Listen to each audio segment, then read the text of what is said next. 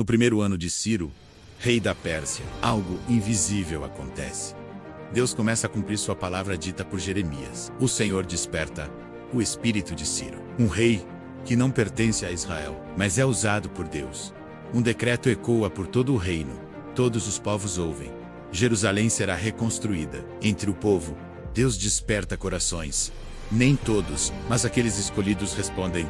Eles se preparam, deixando para trás tudo o que construíram no exílio, rumo ao desconhecido. Os que ficam ajudam com riquezas, provisões, recursos para a reconstrução. Os utensílios do templo, levados por Nabucodonosor, são devolvidos. Cada peça é contada, registrada, nada é esquecido. Zorobabel, líder, descendente de Davi, se levanta para guiar o povo. Eles partem, uma longa jornada. Sob sol forte, riscos, e Jerusalém está destruída, sem vida, sem glória, apenas ruínas. O povo se estabelece, cada um em sua cidade, tentando recomeçar como um só homem. O povo se reúne em Jerusalém, mesmo com medo. Eles constroem o altar, primeiro Deus, depois tudo. O medo cerca. Povos vizinhos observam, ameaçam, o fogo sobe, sacrifícios voltam, a adoração renasce, as bases são lançadas. O templo começa a surgir novamente. Louvor ecoa, trombetas soam, Deus é exaltado, os mais velhos choram. Lembram da antiga glória, agora perdida. Inimigos se aproximam, com palavras suaves, mas intenções ocultas. A resposta é clara. Não há aliança com falsidade. O medo cresce. Ameaças, pressão, desgaste. Cartas são enviadas, mentiras, acusações, manipulação. E então, a obra para. O som do martelo desaparece. Resta apenas silêncio. O tempo passa e a obra permanece parada. O silêncio domina Jerusalém. O desânimo cresce. O povo perde a força. A esperança enfraquece.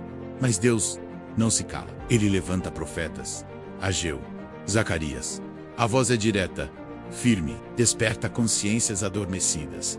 Zorobabel Red, o líder, volta a se posicionar. Josué, o sacerdote, também se levanta. E então, a obra recomeça, mesmo sob risco. Mas eles são observados, vigiados, questionados. Quem autorizou isso? A pressão retorna. Eles respondem, com firmeza e verdade, somos servos do Deus dos céus e da terra. Uma carta é enviada ao rei Dario, relatando tudo. O povo espera, sem saber o que virá. Os registros são procurados. O passado é revisitado.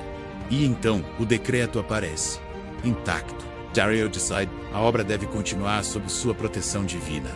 O Senhor moveu o coração dos reis da Pérsia, para que sua casa em Jerusalém não permanecesse em ruínas, mas fosse restaurada em glória. Com a proteção real garantida, caravanas de suprimentos e materiais preciosos começaram a chegar ao canteiro de obras, trazendo esperança aos trabalhadores exaustos. Mão sobre mão, pedra sobre pedra, o templo começou a se erguer das cinzas. A mão invisível de Deus guiava cada detalhe da reconstrução. No 6º ano do reinado de Dario, a obra foi concluída. O segundo templo brilhava sob o sol da Judéia, um símbolo de aliança renovada. O altar foi aceso e a fumaça dos sacrifícios subiu aos céus, enquanto o povo celebrava a Páscoa com alegria e reverência profunda. Décadas se passaram, e o templo viu as estações mudarem.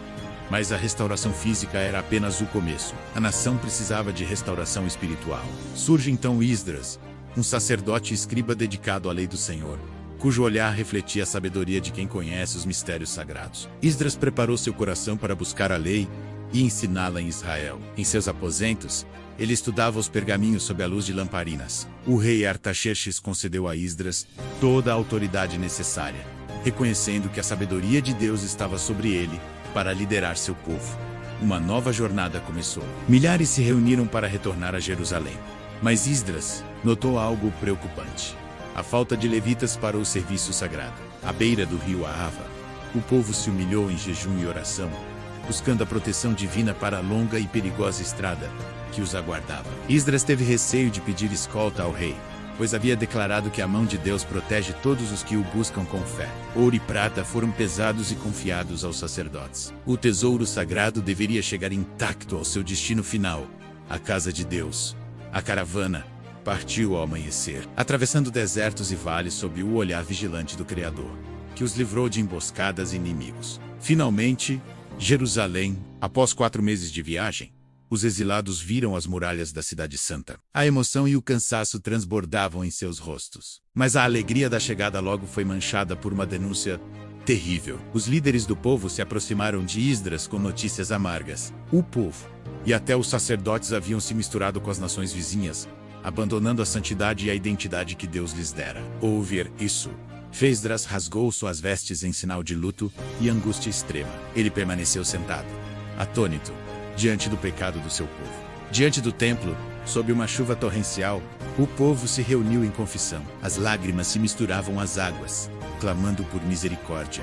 A reforma foi dolorosa. Famílias foram separadas para preservar a pureza espiritual da nação. Um preço alto pago pela obediência tardia. Líderes investigaram cada caso com rigor e justiça, garantindo que o coração da nação fosse purificado diante do Senhor. O silêncio caiu sobre Jerusalém. A purificação estava completa, mas o custo da liderança e da santidade pesava sobre os ombros de Esdras. O fogo no altar continuou a queimar, mas agora com um povo de coração transformado, pronto para caminhar na fidelidade da lei.